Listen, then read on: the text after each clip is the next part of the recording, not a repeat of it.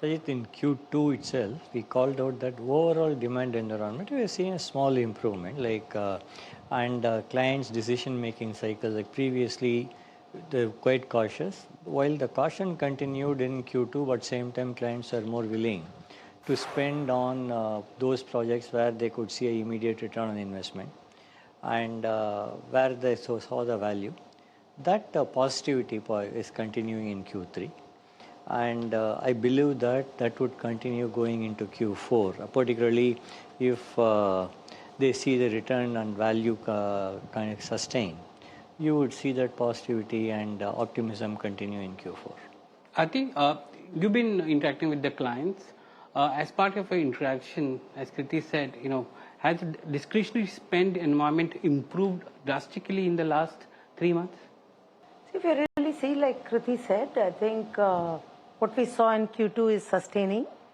But there are some areas where, we see increased demand, especially if you take AI, right? Compared to Q2, the number of client projects that we executed in Q3 was higher.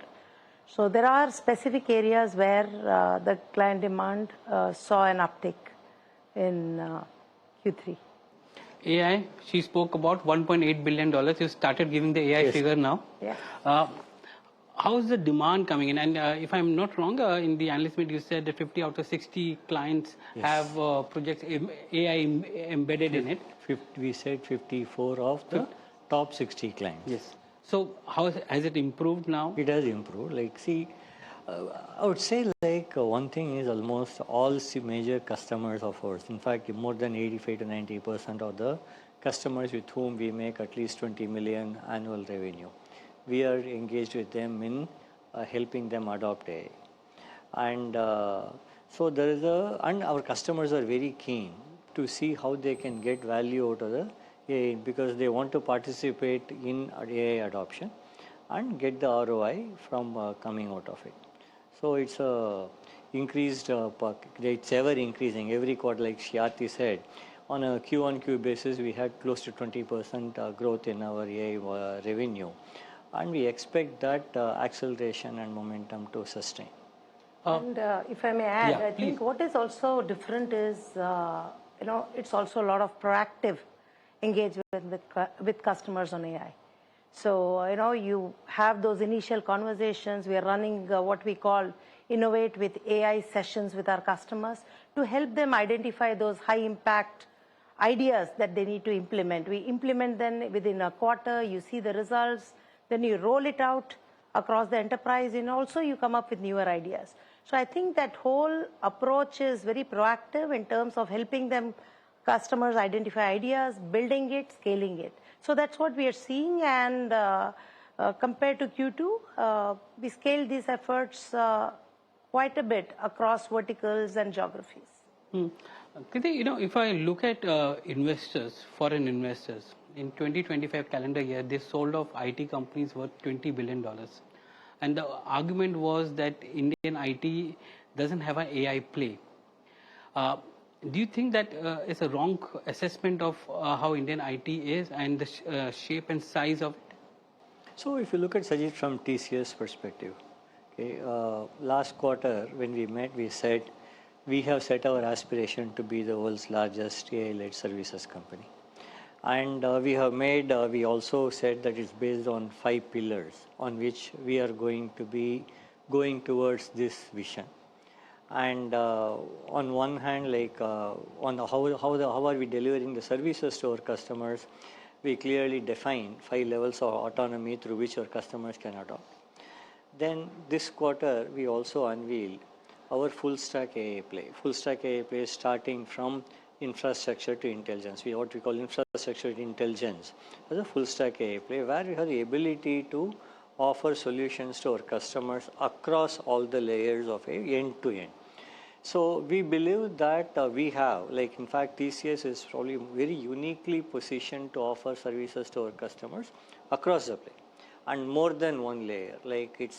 For some other customers, we'll be building models, building agentic platforms, building agents, and helping them gather intelligence. For some other customers, we'll be building an AI data center on which we'll be helping them to do the inferencing and then do the small language model. So we have a multi-layered play here, and we are very confident that TCS will be in the forefront of helping customers leverage value from AI. I think AI nearly $1.8 billion of your portfolio today, growing at 17.3% quarter on quarter for you. Do you think the pace of AI deals as you more interact with your clients more is going to increase further? I definitely see that, and the way we see it, where are customers investing in AI?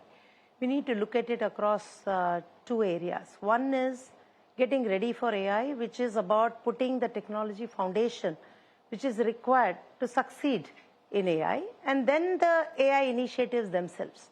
So across both of these areas, we are seeing client spends. So for example, you need to get your data foundation ready to do AI. So there are initiatives around cloud, data, right, enterprise systems, cyber. All those form the new services that we typically talk about that helps customers put up a strong foundation for their AI future.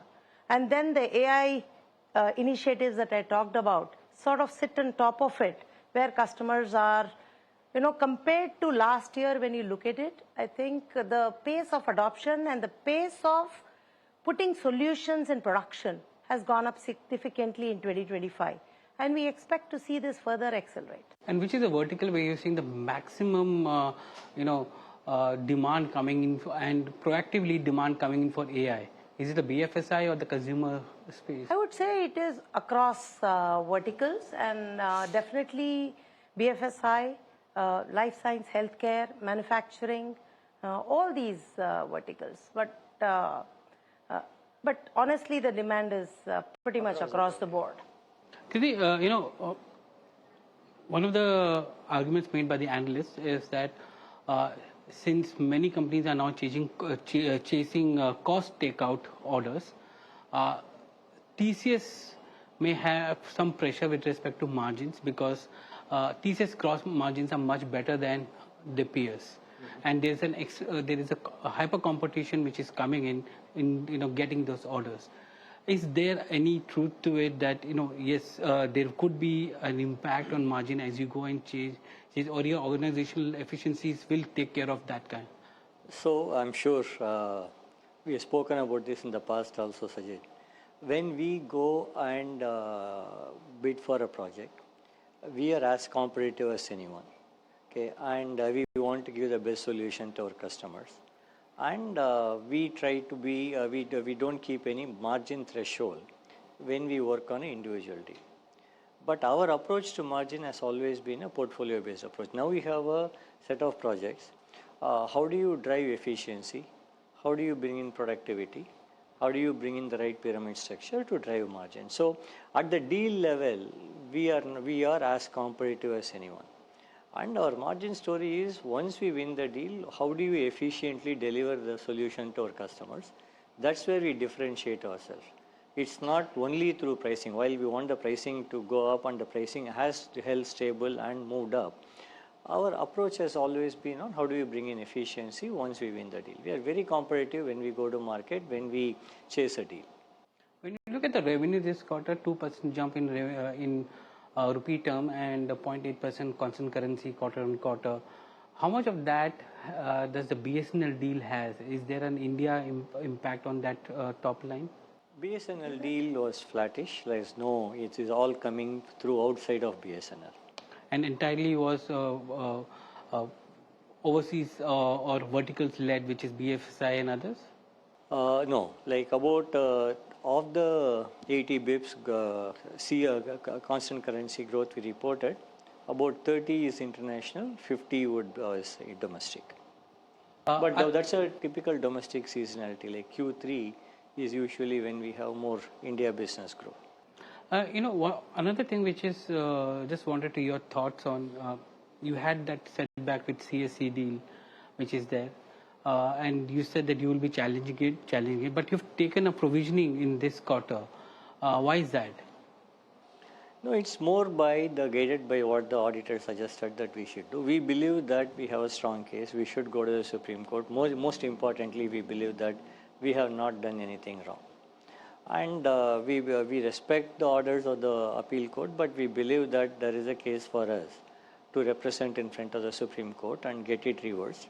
At the same time, it's just abundant caution and following the very conservative accounting principles. We thought the overall order was for about 210 million, and it had a compensatory and punitive. So we took in what we believe is a normal punitive is what we have taken as a provision. What is probably beyond what's the normal course of punitive damage, we are not provided for, and that's where we are going to Supreme Court.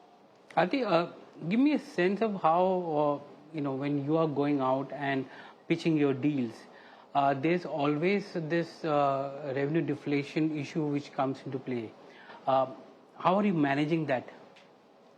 See, what we are seeing is when you look at the nature of deals that we are working on, so, and if there is existing scope, right? And many of these deals are consolidation deals. So what you're responding to is a larger scope. So when you win it, you are actually winning, extra scope than what you currently deliver. So we're looking at it from that perspective, and so there is a growth opportunity in each of these consolidation opportunities. Kriti, I'm running out of time, so one or two more questions which I'll ask. One is on the US market, how it's been faring. We've seen the Fed rate cuts that should have impacted in some way with respect to discretionary spends coming in. Are you seeing the discretionary spend environment better than what you would have said maybe a quarter or two back? See, as I said, nowadays clients are looking at based on the return on investment. They look at the projects that they have to execute. Some of them or where even it could be a cost takeout, but will the cost takeout happen very quickly? Or some of them are new investment projects. Again, they look at what is the payback period, and the decisions are taken based on the individual projects at a time. It will be wrong to say discretionary projects are back or not back. The clients have been more nuanced in their approach on, but I would say the decision making overall has been better than in the past. You've been able to manage and hold on to that margin of 25%. There's an aspirational margin as well, which is aspirational as of now. But you've always said that in FY26, if you see the revenues, will grow over the previous year. Are you going to maintain that guidance or outlook, let me put it, for your revenues? I would say that I want to do it, okay, because there's only one quarter left. Okay, I don't know whether I can commit to you saying that I will. Okay, but it continues to be our most important aspiration. We'll drive towards keeping the FY26 international revenue more than FY25. And not overall? We'll first achieve what we committed. With me now is Sudeep Kunamal, who is the VP and CHRO, and Samir Seksaria, who is the CFO of the company. Samir, to start with, you've been able to maintain your EBIT margin at 25.2%. But when I look at your EBIT, it's slightly lower than expectations. There is a one-off in your P&L. Can you explain that one-off? So the excluding one-off EBIT, as you rightly called out, is at 25.2%, and they have remained stable despite of the typical Q3 seasonality, and that has been offset through overall productivity and workforce optimization gains. As you rightly called out, if you look at the reported one, there's a difference, and there have been three exceptional headwinds which have been there, and we have called it out in our financials as well as fact sheet. The first one is the implementation of the new labor code, and we have implemented basis the guidance, the overall implementation of the code, the guidance which we have received from our consultants, and on an overall basis, that's about 2,100 crores on EBIT. Also, we got an unfavorable opinion or decision on CSC. We have taken a provision of about 150 million onto the P&L out there, and the continuing effort on the workforce rationalization out there, it's about 250 crores. So all in all this put together is about 3,300 crore on EBIT. Just to get in clarity, Sudeep, he spoke about the labor code impact which has come in, and I assume that it will be there for all companies because it comes as a surprise because the SOPs are not out, the guidelines are not out, but you've still gone ahead and taken that decision. Can you just elaborate what exactly it is? See, now, if you look at the new labor code, as you know, which came up in November 21st as an enactment, and the draft rules are now published as of end of December, there are certain guidelines that have come both through this enactment and the labor rules. Now, to like what Samir just said, we have discussed with all our consultants, and to the best of judgment, to be fully compliant, we have taken this provision. But as the rule is under consultations and then the government formalizes, we will again go back and review and see how we need to be adjusting this and taking a final call. But this is based on the current advice and understanding of the current draft rules that is in place. One more thing which is there is the employee separation cost which has come in as well. Is the entire process over now because you started this the last quarter and it was supposed to spill over to the next quarter as well? Is it completely over or will it take a couple of more months? The foremost I want to tell you, see, this year, this quarter, again we have hired considerably in a good number, or close to 16,000 people that we have hired.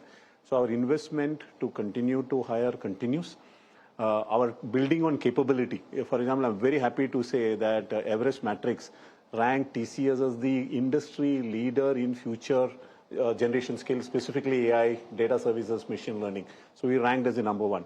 So all our investment that we were talking about learning continues to sort of be embraced by our associates, and it is seeing great return to an extent that our people with deep skill AI has actually 3x compared to the same the data that we had for the last quarter. So all these things are continuing. The restructuring that we part of, we said we will do it through the course of the year. So they are continuing, but it's a substantially much smaller number that we have done. It's approximately around 1,800 people that has happened in this current quarter. And how much more is left by the end of the we don't have a number. See, exactly. See, we don't want to do any, if you ideally ask us. So it's part of a process that we are evaluating everyone to be future ready, and wherever we find genuinely after all the effort that we put, and like what I said, all of them are embracing the learning and investment, where we are able to see that people, there is no future deployment opportunity, is where we take this call. Samir, it was a quarter where currency depreciation happened that came as a tailwind for you, especially US dollar. 2% quarter-on-quarter jump in for the dollar in this quarter. You had the wage impact, which came in for 2 months, if I'm not wrong. Then you have the separation cost, which is there, minimum gradual one, which is there. Can you just take us through the margin picture? 25.2% EBIT margin. What was the kind of mix for what went in favor of you and what was against, and how you managed to keep it at 25.2%? Sure. So overall, as I said, overall margins were stable at 25.2%.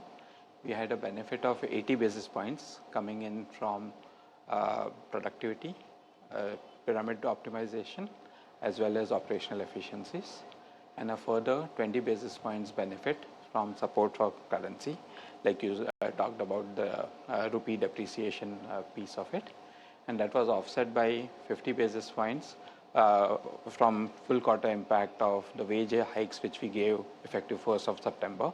So the 3-month impact of it coming in this period, and 50 basis points on investments and partnerships and brand initiatives. So that sums up the overall. And is investments in partnerships and brand initiatives continue for you in coming quarters to the extent of that amount? So overall, there could be some one-off initiatives, but overall investments would be continuing across. The categories could be different, but we continue to invest on the strategic priorities which we called out in our analyst day also. So overall investments will continue. You Sudhi spoke about the fact that now you have 3x more executives in AI compared to last quarter. What is the kind of investment that you're making in AI so that you convert yourself into AI-enabled IT services company? So overall investments, like we have talked about the 5 pillars during our analyst day as well. We are making investments on each one of it. Talent readiness is one big pillar, and that's where the associates which we talked about comes in. Investments on internal transformation of TCS continues. It is about also making our offerings AI ready. also helping our customers on the AI journey, and the new horizons which we have talked about. These were the 5 pillars. We are making investments across. We have called out, we are making about $1 billion investments on an annual basis on the P&L across these 5 pillars.